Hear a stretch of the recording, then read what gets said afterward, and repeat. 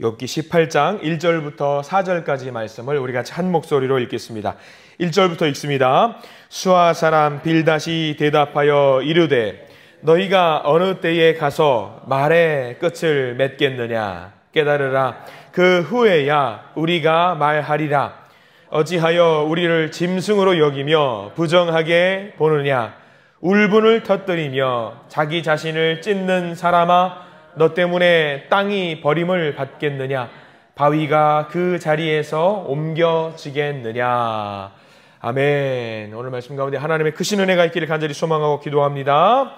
우리 기도하는 마음으로 고백할까요? 하나님의 은혜가 지금 저에게 임하기를 기도합니다. 옆 사람 축복하면서 하나님의 은혜가 지금 여러분에게 임하기를 기도합니다. 아멘. 하나님의 복된 은혜가 넘치는 복된 날 되시기를 간절히 소망하고 기도합니다. 우리가 욥기 말씀을 보고 있습니다. 욥기를 읽으면서 우리가 조심해야 될 것이 하나 있어요. 절대로 놓치지 말아야 될 것이 하나가 있는데 뭐냐면요, 하나님이 나를 사랑하시고 하나님이 내게 재산을 주셨고 하나님 나에게 자녀와 건강을 주셨고, 그리고 그것을 주셨을 때에는 그만한 이유가 있기 때문에 주셨고, 그리고 그 모든 것을 또 거두어 가시는 것도 하나님의 이유가 있다라는 것을 알아야 된다라는 것입니다. 하나님께서 모든 것이 이유가 있어요. 허투루 하시는 것은 단 하나도 없습니다. 모든 것이 하나님의 뜻이 있다라는 것, 그것을 고백하는 것을 우리는 뭐라고 이야기하냐면 믿음이라고 해요. 믿음이 있다라는 것을 말하고 있습니다. 지금 욥이 견디는 것은요, 자기 자신 때문에 견디는 것이 아닙니다. 하나님으로 인해서, 하나님 때문에 견디는 것입니다.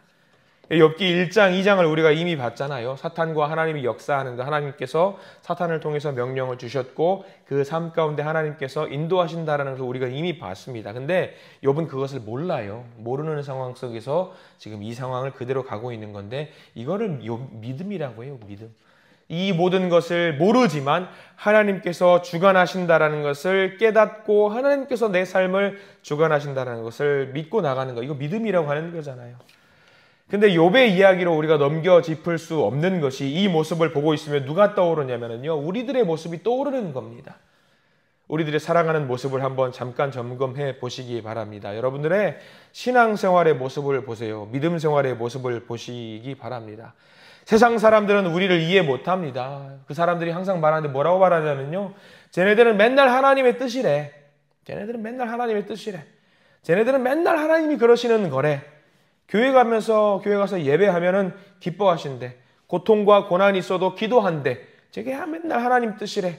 근데 우리는 그것을 뭐라고 말하냐면은 믿음이라고 하잖아요. 믿음. 저와 여러분들 그래서 믿음이 있다라고 우리는 이야기를 합니다. 욥도 똑같거든요. 욥을 보면서 우리는 생각할 수 있습니다. 뭐냐면 하나님이 욥을 그렇게 귀하게 여기셨던 것처럼 마찬가지로 하나님께서 저와 여러분들을 정말로 귀하게 여기신다라는 것을 깨달아 아시기를 부탁을 드립니다. 하나님께서 욥을 의인이라고 여기셨던 것처럼, 의인이라고 높이셨던 것처럼 저와 여러분들을 의인이라고 세우신다라는 사실을 믿으시기를 바랍니다. 우리가 사는 삶이 그렇습니다. 욥도 지금 버티는 거잖아요. 믿음으로 버티는 거잖아요. 그래서 제가 즐겨하는 말 중에 하나가 있습니다. 산다고 하는 것이, 우리들이 사는 것이 아니라 살아낸다라고 하는 것이 바로 여기 있는 겁니다. 역경과 고난, 아픔이 있다라고 하지만 그 삶을 살아낸다라고 하는 것, 버티는 것, 욥과 같은 거예요. 그래서 욥의 설교, 욥의 이야기, 오늘 본문을 보면서 늘 많은 사람들이 그렇게 고백하실 겁니다. 나와 상관없는 욥의 이야기가 아니라, 나와 거리가 먼 이야기가 아니라 내 이야기를 하는 것 같다. 내 이야기를 하는 것 같다.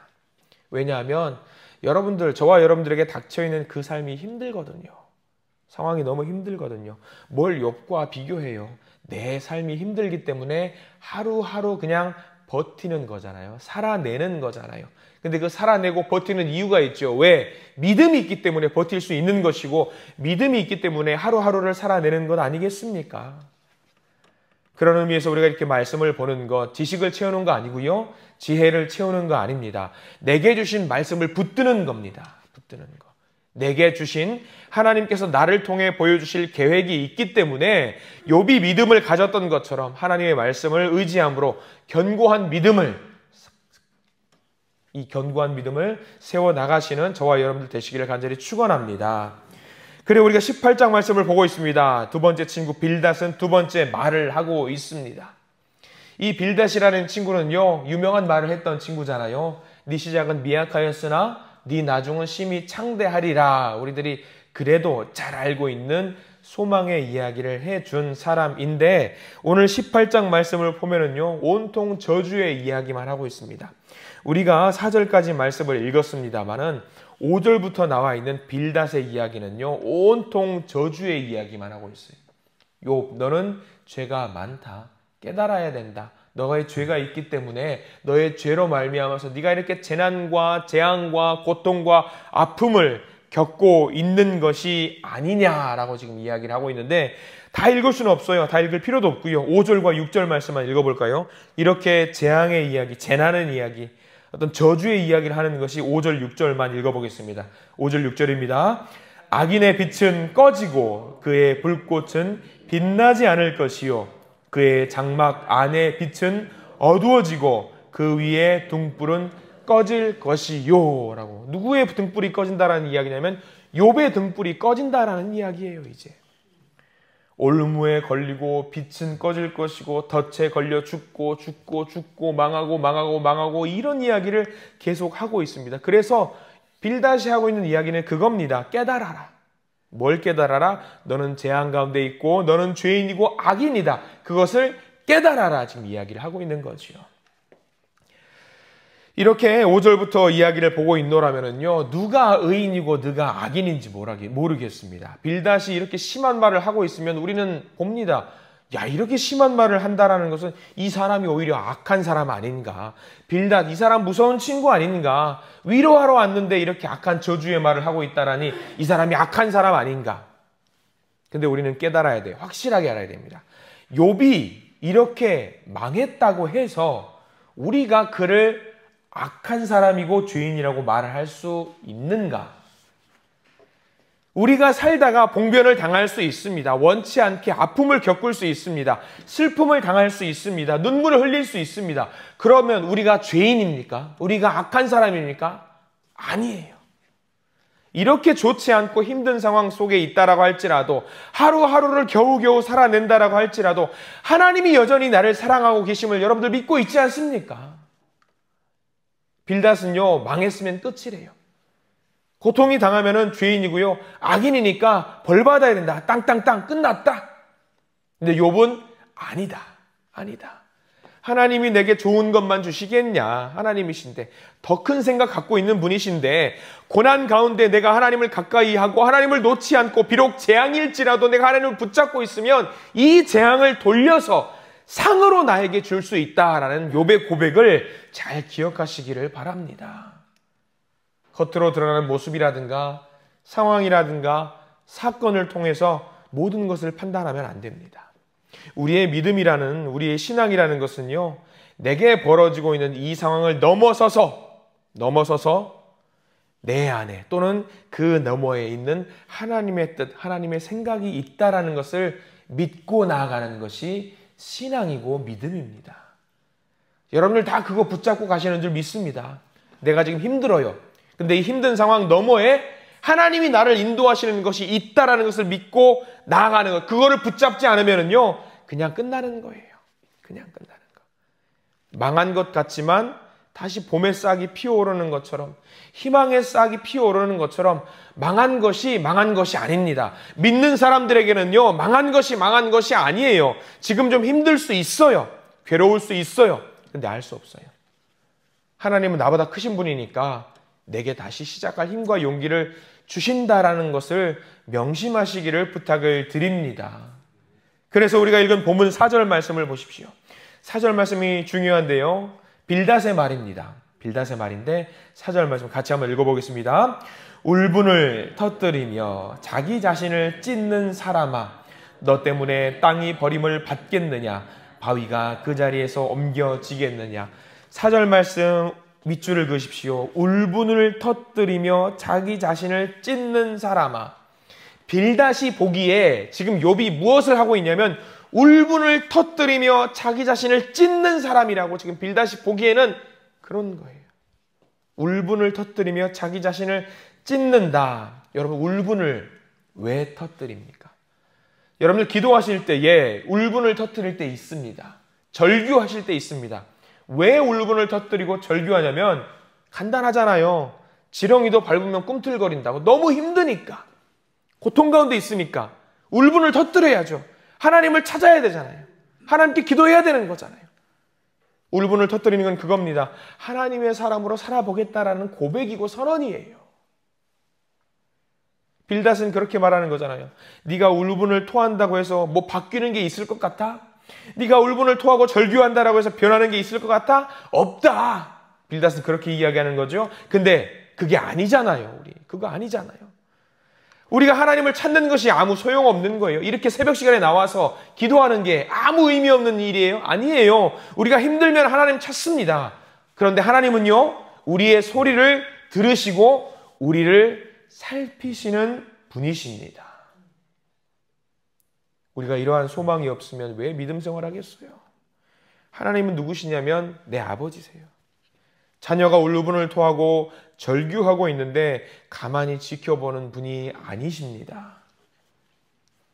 내가 몸부림칠 때 하나님은 응답하시고요. 내가 기도할 때 들으시고요. 내가 하나님을 찾을 때에 하나님은 우리의 손을 만져주는 분이십니다. 빌닷의 말처럼 울분을 토한다라고 해서 하나님이 가만히 있으실까? 아닙니다. 우리는 차라리 울분을 터뜨려야 합니다. 내 자신을 찢어야 됩니다. 빌닷의 말은 오히려 이런 말이어야 돼요. 울분을 터뜨려라.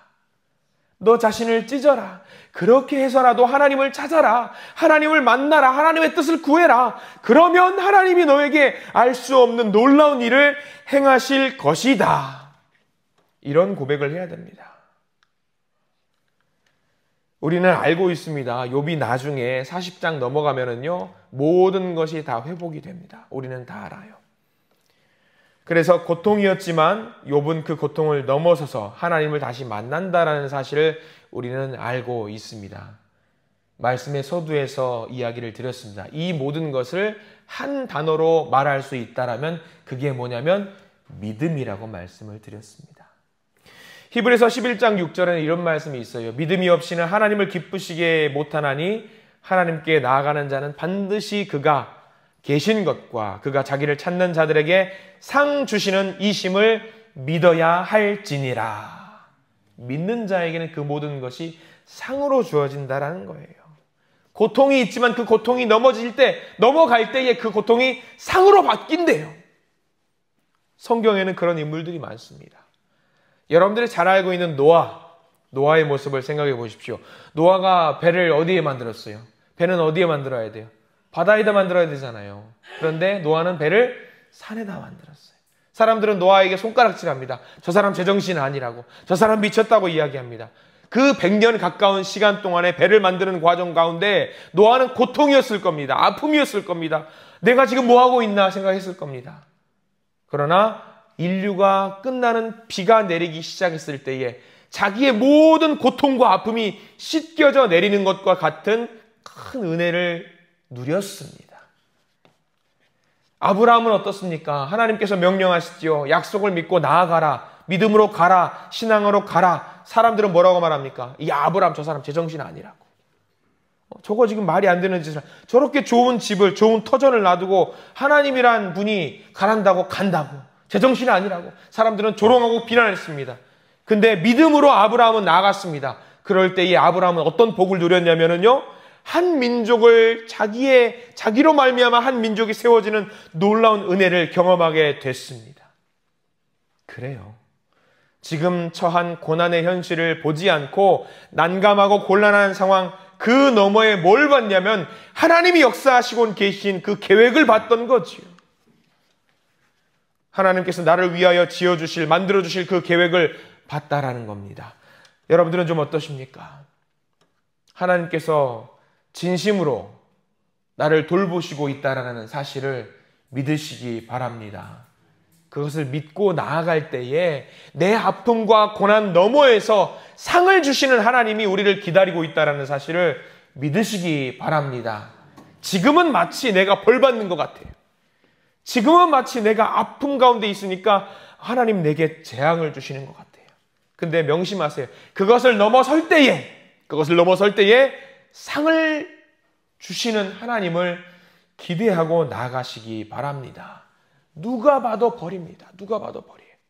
근데 그것을 끝까지 순종하고 믿음으로 지켜나갈 때에 그 재앙이 상이 되는 줄 믿습니다.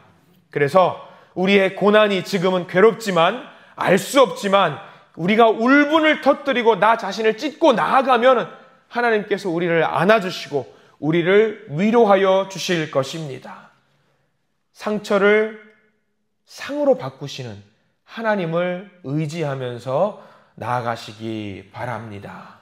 그래서 그 상을 주시는 하나님을 기대하면서 나아갈 때에 하나님이 웃으시면서 내 손을 잡아주시는, 내가 오늘 울분을 터뜨릴 때에 내 손을 붙잡고 잘 견뎠으면 좋겠다 하는 하나님의 음성을 들으시고 오늘 하루를 시작하시는 우리 모든 믿음의 성도님들이 되시기를 간절히 축원합니다. 기도하겠습니다. 주여, 우리는 모르겠습니다. 지금 겪는 이 현실이 상인지 벌인지 우리의 머리로는 도무지 알 수가 없고 우리의 생각으로는 알 길이 없습니다. 사람들은 재앙이라고 합니다. 벌받았다고 이야기합니다. 죄인이라고 합니다. 욥의 마음이 얼마나 괴로웠을까요?